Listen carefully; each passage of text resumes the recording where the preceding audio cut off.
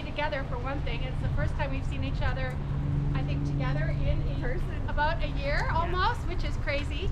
But today we're here at Mark's Pizza, and in a minute, Sue and Mark are going to go inside and show you how to make a pizza, which we in turn are going to deliver to you all the ingredients, so we hope you can enjoy a great family night or couples night together making pizza.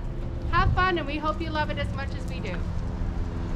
Hey, it's Sue from the Mills team, and I'm here with Mark from Mark's Pizza. So Mark is not only my friend and my neighbor, but he's an awesome small business owner that's just absolutely thrived during this pandemic. So you opened up kind of right as all this started, right? March, right when the pandemic started, and it's been good. Crazy. So Mark does these delicious gourmet pizzas, and people come and pick them up, and it's perfect. Like, there's no eating sit-down space. It was almost built for COVID, and so who would have known? So anyway, we're hoping this is going to be a really fun family day treat for you guys, just to have an activity at home yourselves or with kids or whatever. And so I thought I was just coming to watch Mark and to film Mark, but apparently I'm going to be making a pizza, which is hilarious because this will literally be the first thing I've done in a kitchen other than pour cereal for probably 2 years. So if I can make a pizza, anybody can make a pizza. He's going to have to really dummy this down for me, because truly, I eat his pizzas all the time, but have never come close to making a pizza in my life. All right. Okay. So welcome everybody. So in your pizza kits, you will get a container of dough, a container of cheese, a container of sauce, and depending on your pizza kit, you might get jalapenos, hot honey, basil, or pepperoni. So those are the options that you'll have to choose from when you order. But everything's going to be separate, right? So everything's going to be separate. If somebody didn't want pepperoni, they can just ignore it. Right, exactly. So everybody will get these: the dough, sauce, cheese. And so now we're going to show you how to go about taking the dough from here, get to this step, and then get to the tray and get in your oven. And what other things will people need at home to do this? All right, so just move these aside. So we're going to do a few options. Today we're going to show you the easiest method, which is it's just your basic sheet pan. And this is an aluminum one. You might have the gray ones, the non-stick ones. You'll have to use parchment paper or the dough might stick. The other option we have, I'm going to use this. So this would be, say, a pizza pan or a pizza stone. This is just a screen that we use at the shop. But you can always use a pan that's this shape. It'll be obviously solid. And with this method or the pizza stone method, you might have a pizza peel, which you make the pizza, dress it here, then you slide it off onto the stone into the oven. I'm going to take the easy method. I'm going to do the baking sheet. All right. So as far as what you need to do before you start, so the dough will come in a container like this. So 3 hours before you're going to make your pizza, you should take it out of this. So you'll do that. And it might rise. It might even kind of push the top up a little bit. That's not a big deal. So you get some flour, any kind of flour, just put it on your counter. Take your dough out, lay it down. And should the dough, if people aren't using it right away, should the dough stay in the refrigerator? Yeah, you can put it in the fridge. You can keep it on the counter. And how long is the dough good for? If somebody it's good to 5 to 7 days at least. So, and if you don't use it, you can always put it in your freezer as well. Okay. So once you take the dough, this one's been sitting at room temperature, so it's pretty workable. But if you do take your dough out of the fridge, it'll be a little bit harder to work with. But at this stage, it doesn't really matter. So what you're going to do, you're going to take your dough, put it on a floured surface, and you're going to pick up your dough. You want to knock as much flour as you can off it. You just don't want it to be sticky on your hands, and you want to fold it in on itself. Keep folding in and pressing, folding in and pressing. And if you notice it getting a little sticky, you can just kind of roll it in the dough, pat it off, and keep folding and pushing in. So basically you want to get tension on here, so when you put your dough down on your counter, it doesn't kind of just fall down and go limp, I guess. All right, so you want to just fold it in, and again, if it gets too wet, put it there. And once you have a little bit of tension on top, you want to lightly flour your surface, put it down, and then you want to press your fingers into your counter and pull to create a little bit more tension. Turn it, pull it, create a little bit more tension, pull it. Basically, you want to make a ball and you want to tighten it up as much as possible. Now, if you can't do that step or you don't want to do that step, once you fold it in, this might be a little easier. As long as you have some tension on top, you can kind of just put it down, put a little flour on it,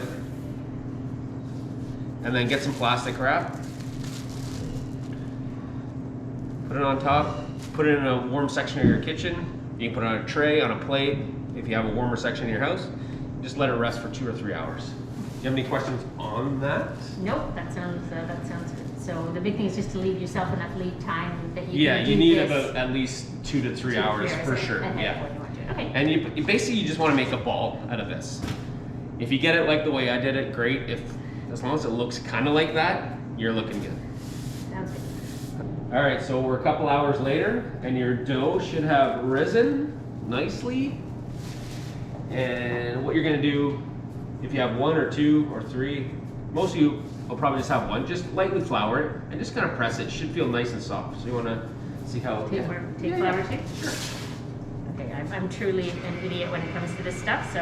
And just wipe it off a little bit. Yeah, see how it feels. It's nice. It's really soft. Okay. So that's the texture you want. This one's a lot harder. See how it springs back? You don't want that. If it's like that, just wait a little bit longer. All right. So now you'll take a spatula or something, a hard edge, if they're together. But if you just have a single one, you should be able to just pick it up.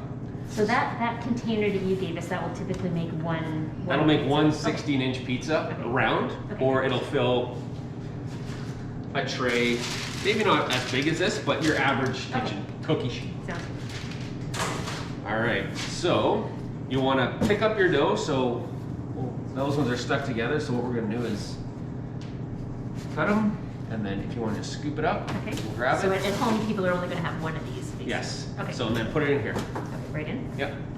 Okay. All right. So once it's in there, you just put lots of flour on it, and you want to press it down. So I'll do this one. Okay. You can do that one. Okay. So then once it's pressed down a little bit, you take it out and you put it on your counter. So you can do that one. So I throw it in here. Throw some on top. Yeah, And and then press it down with your fingertips. Yeah. Like really press it in. Okay. Nice. Okay. All right, so once you've done that, take it out. Take it out. Put it on the counter. Okay. Perfect. I'll take that over here. All right, so once you have it on your counter, you just want to kind of get it, like stretch it out a little bit. Okay. Don't be afraid to use lots of flour. It'll soak it up. It's pretty high hydration dough, so you don't have to worry too much. And then once you get it nice and flat, you just want to press your fingers in Actually, and just kind of spread it out as you press. And you just want to make dimples. Try to make it into a circle if you can. And then once you have it pressed out a little bit, you'll pick it up, flip it over. And then do the same thing on this side.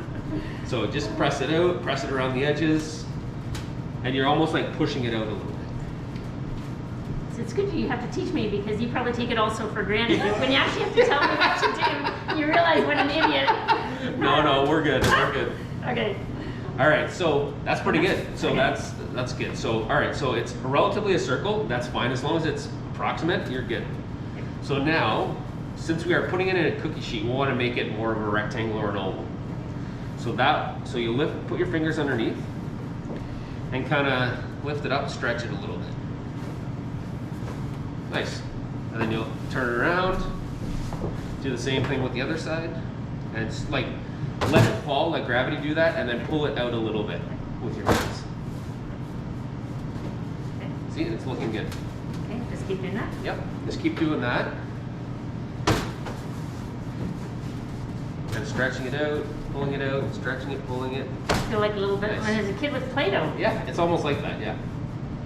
All right, so you need a little bit more flour. If it starts absorbing it, don't worry about using too much. All right, so that looks good. So that's, see how yours is a nice rectangle. So you want to press it out again. So it's a little thick in here, so you want to really press it. Okay. Okay. Not so much with this part of your hands, more Okay. this, like press. Yep, okay. Yeah. Okay. All right, that's looking good. All right, so you want to keep it like a rectangle, I guess, so it'll fit in your pan. So once you have it down, you want to put your hands on it and kind of stretch with your hands. So stretch your fingers. Maybe this way? Yeah, whatever way you got. So Okay. you want to notice the thicker parts and work them Towards it. first. Yeah. So stretch it out a little bit. Stretch it out a little bit. That's looking good. That'll look nice on a pizza pan. All right. So you have a little bit thicker areas around here. Yeah. And a little bit thinner down here. So what you want to do, you want to work on these areas and not so much that one. Okay. All right. So I'm just going to move this over here. And then would I want more flour? I don't have a lot of flour. Yeah. So anytime it gets a little tacky, Yeah. you can use flour. Well, like I said, don't worry about using too much flour. It'll absorb a It's ton. interesting how it shrinks in. Keeps shrinking in. Mhm. It'll do that. If that's the case, like if your dough is a little bit cold, if it does shrink in, you can just leave it for 5 minutes, then come back and it'll rest a little bit and it'll be nice. Okay. All right, so that looks pretty good. So we can probably move that to the pan now. So just pick it up. You don't want to go like this when you pick it up, or else you get a hole like that. You want to kind of, so when it's down, you want to almost lift it with this part of your, yeah, like that. And even that, even that, stretch it out a little bit more. So this, I'd say it's just a little bit too thick still. So what we're gonna do is we're gonna hold down here, pull it out gently. Just go all the way around. Pull it out gently. No, switch spots with you. And you want to work on the thicker spots, so you have a nice even cook.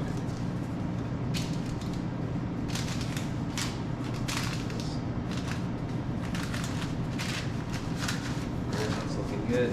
So, and it will shrink up because it is on the parchment, which it's not sticking to, so it might shrink up a little bit. But we can fix that. Once the toppings are on, it'll give it a little weight, and you can stretch it.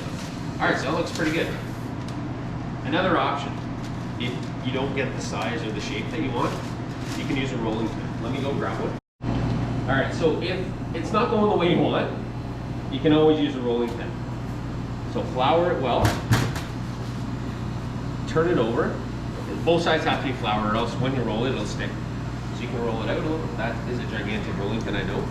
I can't seem to find this. The only disadvantage to this is you won't get as many bubbles when you cook it. I like the bubbles, but this at least you can get it in your pan.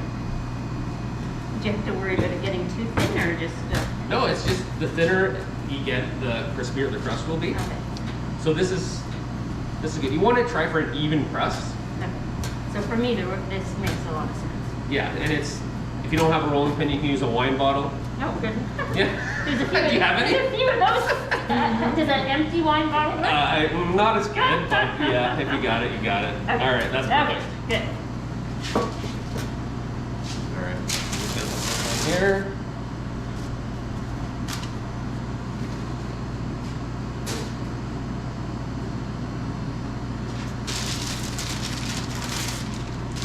All right, so now we're gonna lift this. So you want to slide it. See how it's sticking there? Yeah. So you need to put a little flour underneath, and just make sure it slides around us. Take that. Yeah, and again, yeah. On top. It's a lot easier with rolling pin. Yeah, it's just the cheater way, but it'll taste just as good. okay. I'll just flatten this one out so let's delete that. All right, so there. So that we have that one, and then same thing. You can just stretch it out. If you do get a hole, like this hole here, I'm gonna come. Let me show you. You just take this, take a piece of dough, and just fold it over, press it down, done. If you have a really big hole and you have some time, you might have to roll your dough back up again and come back to it. Sometimes if you get a really thin spot, there's not much you can do. All right, so we've got this now. We're gonna put the toppings on. Okay. All right. The sauce will come like this. The sauce will come in a container, Yeah. and then so basically that is for one pizza. So you can pour the whole thing right in the center. Which way? Just Yeah, pour it right in. And then just use a big spoon or a ladle to spread it out. You can go as close to the edge or as far to the edge as you want. Now the good thing about this is the parchment is protecting the pan a little bit, so if you do get sauce over it, it's not going to stick. If you didn't have the parchment, it would stick to this for sure. Okay. All right, that looks good. Spots? Yep. Good. Now you're going to take your mozzarellas. Okay. All right, so we're going to give you 2 types of mozzarella. So this one is fresh mozzarella. It has more moisture. It just melts different, just different taste. Or sorry, not different taste, a different texture. So you can take all these and just kind of dot them all around the pizza.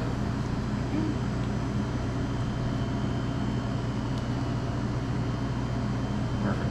I think we got one more. We got one more. Got it high. Okay. All right, so then take your mozzarella, and I just take it out in handfuls and kind of sprinkle it around. What you tend to do? More rather than less, or just get it all covered and then figure out how much you got left? You should have enough in there for one pizza, so that's approximately how much we use, about 200 grams. If you like more cheese, put it all on. If you like a little less, like that's fine. If you like a marinara pizza, don't put any cheese on it at all. But you'll have enough cheese in the container to do one full pizza. Perfect. And again, if you've got the parchment paper, you don't have to worry about getting too close to the sides or whatever. Exactly. That's good. It's clearly the right one for me. Okay. Yes. Good. And yeah, just make sure your cheese is all over. No. I like a few red spots here and there around the pizza, so you can, and the cheese will melt, so it'll be nice. Great. So now if you have pepperoni or any other options, if you want to add some like your own green pepper or onion or whatever you So I want. think what we're going to put in the kit are either jalapeno or basil, Okay. and pepperoni, Yep. which people can use or not use, and then your hot honey. Perfect. So, okay, so we'll All right, so we'll just do pepperoni. So you will not. not all that much, sorry. So no, you won't. This is a big container of Okay, pepperoni, sorry. but you won't get all that. But you'll get enough for the pizza. Okay. So take quite a bit. Probably about half that container. Okay. Now the pepperoni will shrink up. Okay. So you just put it all over the pizza. Okay. And I guess if somebody, you just do half of it, if the whole family doesn't want pepperoni. Whatever you want to do. do. Yeah. If you want a vegetarian, obviously leave that off. Now it will shrink up, so don't worry about getting it too close together. Like it's okay if it's close together? Yeah. Okay. Yeah, that's fine. Is that good? A little bit more. Okay. So this pepperoni is actually from Ohio, and it's made to cup and char. So if you do notice that it's burning a little bit around the edges, that's actually what it's supposed to do. Just gives a nice crispiness to it, which I love. Yeah, I know your pepperoni is really good. All right, now that your pizza's all ready, we'll take it over to the oven and slide it in. Come on over. Can you do this before the jalapenos or the big The jalapenos go on at the end.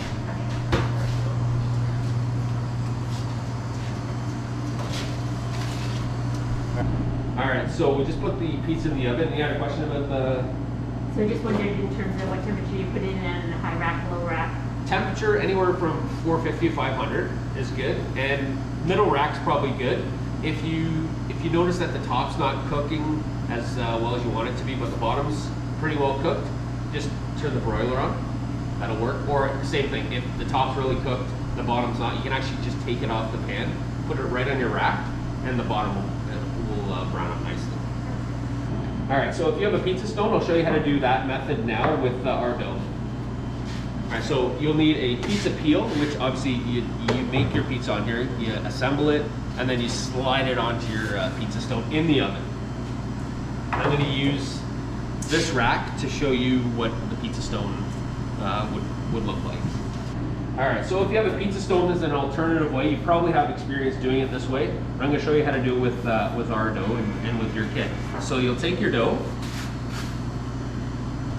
put in the flour, press it down, take it out, put it on your floured surface, press it out. So we're going to make a round pizza right now. Turn it over. Again, don't be afraid to use lots of flour. So you want to turn it and stretch it, turn it and stretch it. Any thick spots, you want to work those. Thinner spots, obviously leave them alone. And then once you're at this stage, you have the approximate size. You want to lift underneath and kind of turn and stretch. Turn and stretch. Turn and stretch. And you want to use the top of your knuckles and your fingers, or else if you do it like this, you're going to get a hole in your pizza. And then just turn and stretch it. You don't have to lift it up in the air. You can just let it sit on the table. Turn and stretch. And you should have a nice sized pizza. All right, so next you're gonna get your pizza peel. Flour your pizza peel. Then again, you wanna bring your pizza over. Put it on your pizza peel. If you have any holes, you can just seal them up, just pinch it together. And then, if you know the size of your pizza pan, this one is for approximately 16-inch pizza. You might have a 12 or a 10. If you do have a 12 or a 10, you can actually cut this dough in half, make two separate pizzas. It'll do a 16 or a 10-ish inch pizza. So again, you want to get it on there. Make sure there's lots of flour on here. If it shrinks up like that one did, just pick it up again. Keep turning it around. Notice any thinner spots, you don't want to avoid pulling on those. And then, there we go. That's approximately a 16-inch pizza. This is our 16-inch screen, so we're looking good. You? Done it a couple times. Have you done that before? All right. 65 times a day? Yes. All right, so we're gonna sauce this one up. This one, again, it'll shrink up a little bit as you move it, but just pull it out. So this is our ladle, it's measured. It'll be exactly the same as you get in your container. So you put it in the center of the pizza. Spread it all around. Okay, that looks a lot better than the way I did it. Yours was good.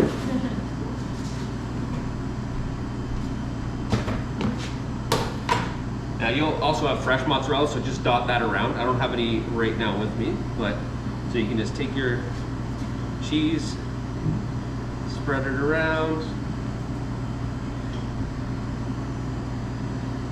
And your pepperoni.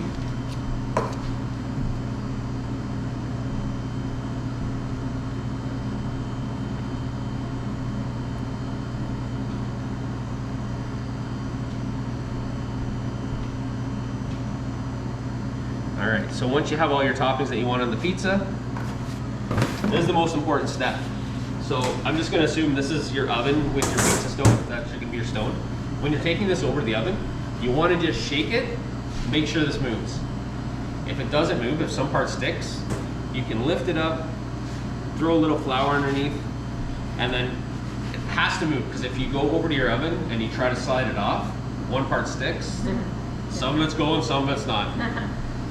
So you want to take it to your oven like that, not like that, and slide it onto your pizza stone. Now, obviously we just put it on the pan. So could you not just have your pizza stone on your counter like this and then lift your whole pizza stone into the oven? No, so the stone, if you're doing it by a pizza stone, Yeah. you want your pizza stone in the oven for an hour at 500 degrees. Oh, to get it hot. Okay. Yeah. So basically, as you cook it, so there's two methods we're going to use. So once you put your pizza on the stone in the oven, you're going to close the oven on pizza stone on the bottom rack, and you're going to cook it for 5 minutes at 500.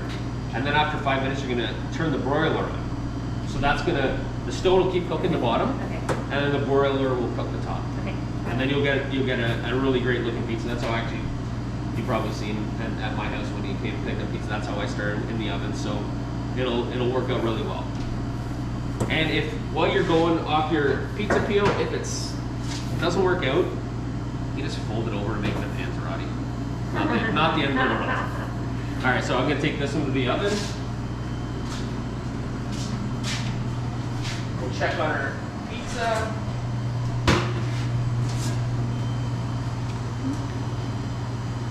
All right, so it's been about, how long, Sue? About 10-ish minutes?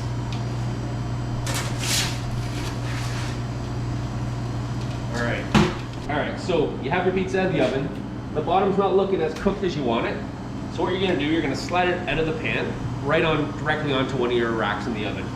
So the best way to do this, if you have two people, great. One person can hold the pizza pan. Basically, I'll just come over here and we'll use this as the rack. So this will be a rack in your oven. You want to use tongs or a spatula, and you want to just kind of grab it, the corner,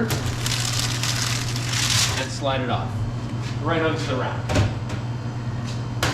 And now if the parchment comes off, no problem, because you don't have to worry about sticking anymore. So you can actually take the parchment off if you can. And this will be directly on your oven rack. So then once that happens, the bottom of your pizza will brown nicely, and then you can just keep checking it occasionally. Just keep looking underneath and get it as brown as you like it. All right, so we have the pizza out of the oven.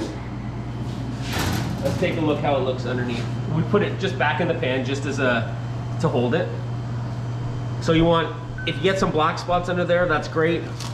You want it nice and brown and nice and crisp. You just don't want it really white. All right, so we have our pizza done. You can always cut it right in the container. So before I put the jalapenos and the hot honey on, I always like to cut it because so everything doesn't stick to your pizza cutter. So if you have the rectangle, you can just cut it in as many pieces as you like. All right, now we will get the jalapenos.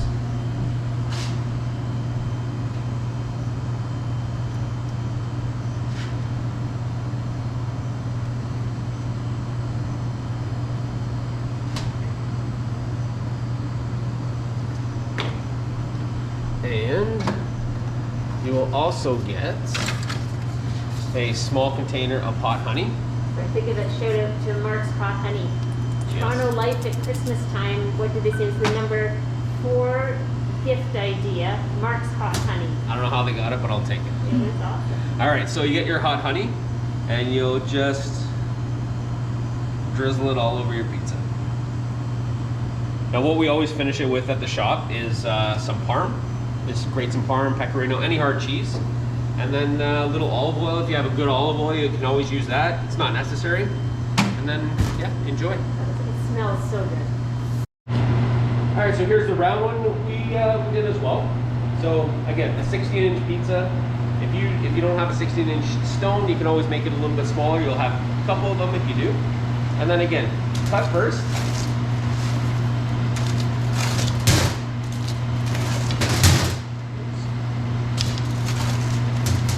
Put that first. All right, so if you have the basil pizza, get your basil.